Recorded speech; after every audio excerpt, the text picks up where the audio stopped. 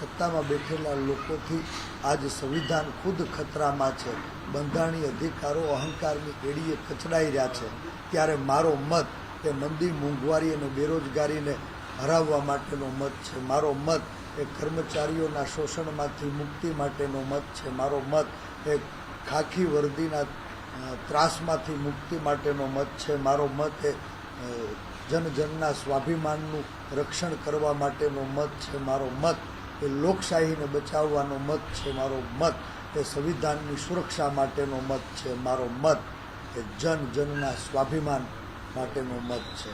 મારો મત એ ભારતીય જનતા પાર્ટીના અહંકારને લોકશાહીને બચાવવા માટે મતદાન મથકે લાંબી કતારોમાં ઊભી રહ્યા છે.